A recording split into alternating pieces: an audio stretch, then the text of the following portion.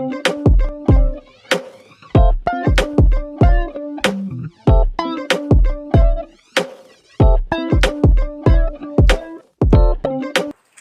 का खेल। बात बहुत पुरानी है। गुजरात के सूरत शहर में मनसुख लाल नाम के एक व्यापारी थे।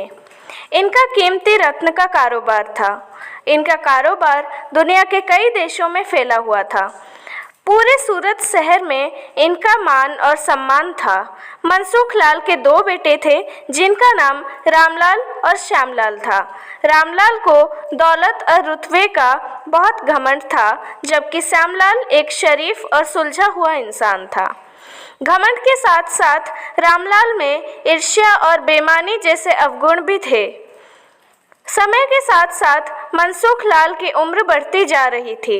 ऐसे में उनके दोनों बेटों ने कारोबार में पिता का अधिक से अधिक हाथ बटाना शुरू कर दिया था। कुछ समय के पश्चात मनसुख लाल चल बसे और कारोबार का पूरा भार रामलाल और श्यामलाल के कंधों पर आ गया। बड़ा भाई होने के नाते रामलाल ने व्यापारिक फैसलों में अपनी मर्जी की चलानी शुरू कर दी। रामलाल बेईमानी और मक्कारी भरे फैसले लेने लगा। असली रत्न के नाम पर वो नकली रत्न का व्यापार करने लगा, जिससे उसका मुनाफा बढ़ने लगा। इस मुनाफे से उसका बाकी बचा चरित्र भी काला हो गया। दौलत के घमंड में वो परिवार में उन्मादी जैसा व्यवहार करने लगा। दूसरी तरफ शरीफ और सुलझे हुए श्यामलाल को शुरू में रामलाल की बेईमानी का इल्म तो नहीं हुआ, परंतु जब उसने उसके व्यवहार में परिवर्तन देखा तो पूरे माजरे को समझने में उसे ज़्यादा देर नहीं लगी। रामलाल की करतूतों से श्यामलाल को बड़ा दुख हुआ। उसने रामलाल को समझाने और सही रास्ते पर लाने की कोशिश भी की, परंतु वो नाकाम रहा। उल्टा रामलाल श्यामलाल से खफा हो गया और व्यापार में बंटवारे का बहाना ढूंढने लगा। बंटवारे में भी उसने बेईमानी की, साजिश रची, घर में कलह का माहौल पैदा किया।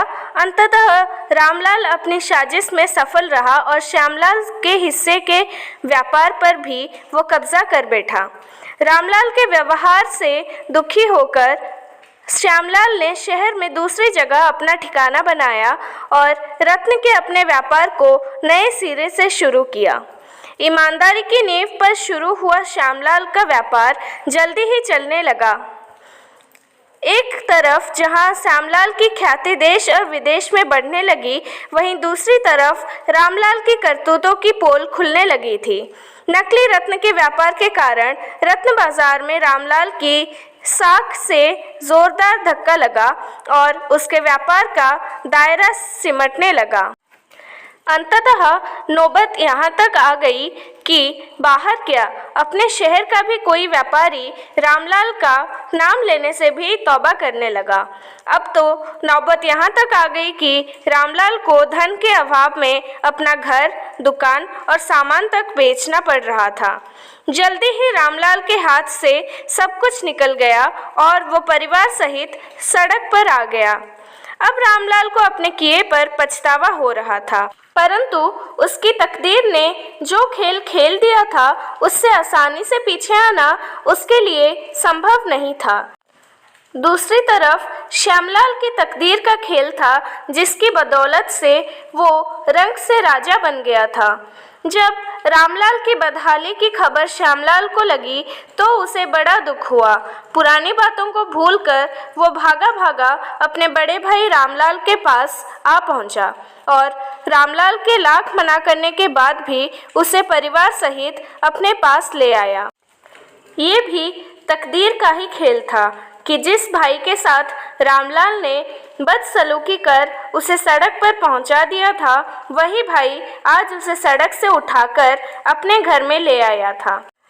इस कहानी से हमें ये शिक्षा मिलती है कि तकदीर कब किसके साथ क्या खेल खेल दे, इसका अंदाज़ा कोई भी नहीं लगा सकता। हाँ, इतना ज़रूर है कि आपके कर्म ही आपकी तकदीर लिखते हैं।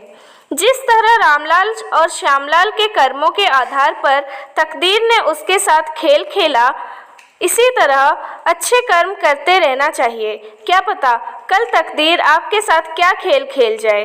इसलिए कहते हैं तकदीर का खेल निराला है।